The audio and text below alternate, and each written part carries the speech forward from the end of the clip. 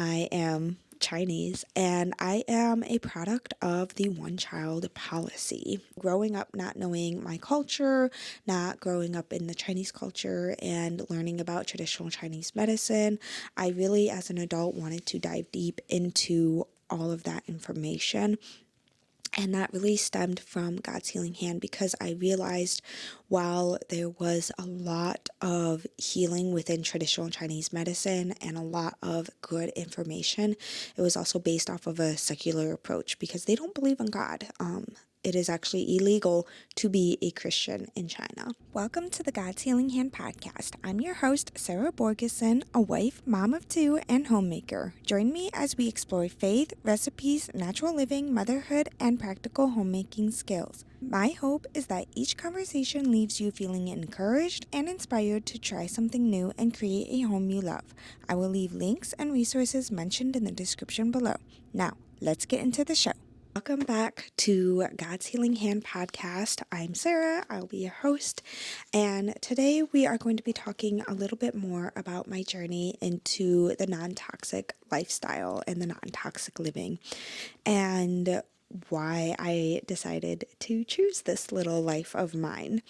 Now, to start off with, I did say in my trailer just a little bit of a background, but I will go into a deep dive about who I am and where this all stemmed from. So, God's Healing Hand is just a byproduct and a name that I had come up with. It was inspired. I felt like God was impressing on my heart to start a business and call it God's Healing Hand because all glory goes to Him.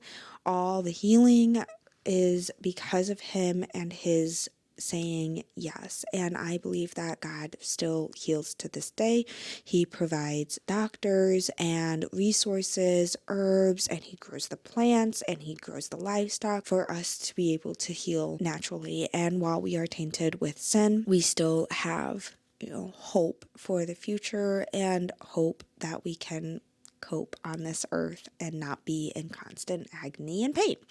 And so that's kind of where I started with my non-toxic journey, was just growing up in a family that was sick a lot. I had family members that were just very, very sick. They had a lot of autoimmune diseases, and I saw lots of prescriptions and doctor's appointments, and it was just something that really stuck with me, that I was just like, there's got to be a better way. There really has to be. And then when I got into my teenage years, I went through a lot of health issues, horrible acne, brain fog, fatigue. I was way more tired than your average typical teenager.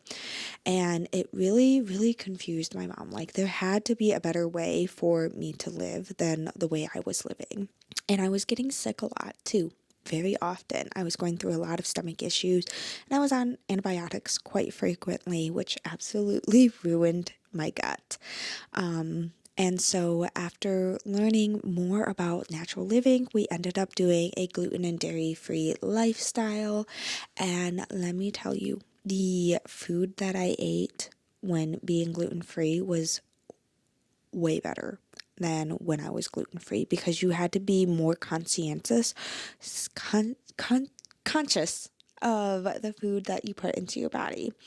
And it was really mind-boggling at just how diet in and of itself can quite literally change the trajectory of your health. And it really changed mine when I went gluten-free, because I woke up, I was able to do what normal teenagers was able to do. I was able to stay awake.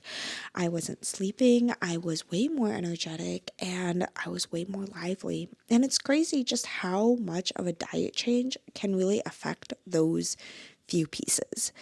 But after going through all of that, I really got into essential oils and how those can be therapeutic and how that can just kind of change the brain and the body, and how it really affects your body very, very quickly.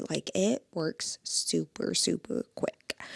And then I all throughout my entire time of being in womanhood, having periods and stuff, I dealt with horrible, painful periods. And it wasn't until when I was trying to get pregnant that my doctors finally was like, okay, let's do a surgery.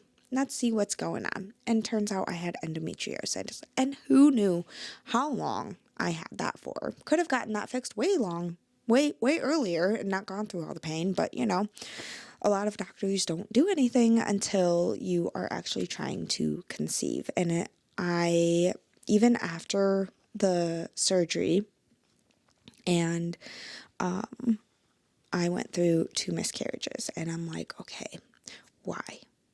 Like, what is going on? And so looking into a natural and holistic approach, I saw a more functional medicine doctor who kind of specialized in the pregnancy and conceiving area, and it turns out I don't produce enough progesterone. And so getting on progesterone and knowing I also have a lot of inflammation in my body, I was put on baby aspirin as well.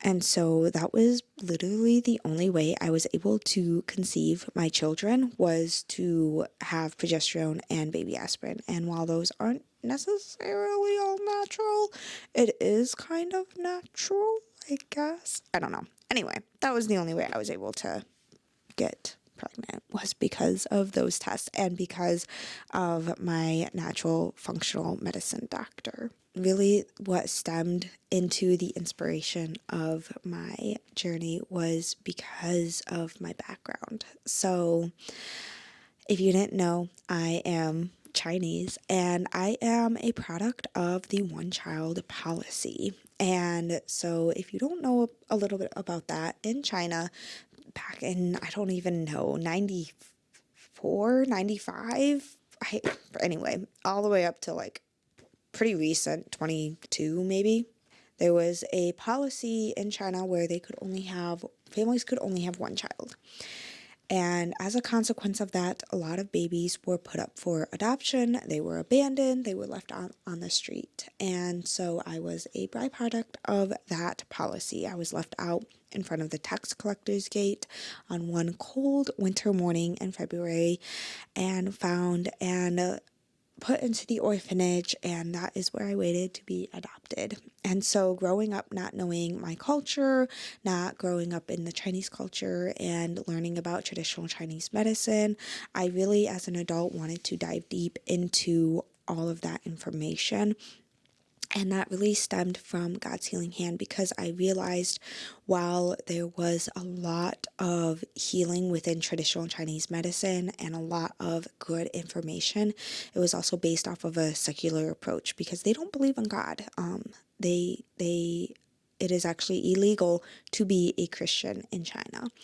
And so when it comes to traditional Chinese medicine, they focus a lot on herbal remedies and natural living, having herbs and taking teas and herbal soaks and steams and all of that fun stuff. And they focus more on that, but they also focus more on like yin and yang, or like Buddhist and Ayurvedic and all of that kind of like more secular stuff. And I realized that while that was such an amazing information when it came to the techniques and the information it also offers it in a very secular perspective. And I wanted it to be more of a Christian perspective, because all the glory goes to God when it comes to what he grows and gives us and provides us.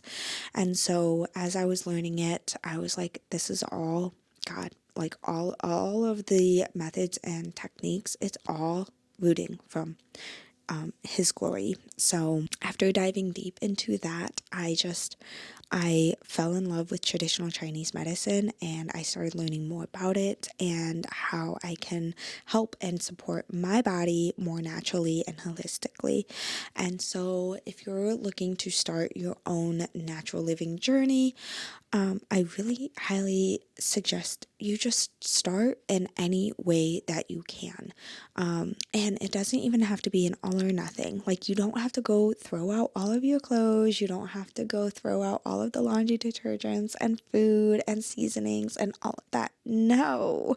Start small. Start basic. When you run out of something, replace it with something that is more natural, like toothpaste. I am running out of toothpaste. And so if I weren't already using a more natural toothpaste, I would replace that or your shampoo or whatever small thing it may be. Start with some soap. If you didn't know, I make my own natural soap. Let me grab some right here. I make natural soap made with tallow, coconut oil, olive oil, shea butter, and castor oil. These are all really good oils for the body. And when you use natural soap, it is more closely aligned with his creation. And I have found that natural soap actually has helped my body and my skin be a lot better.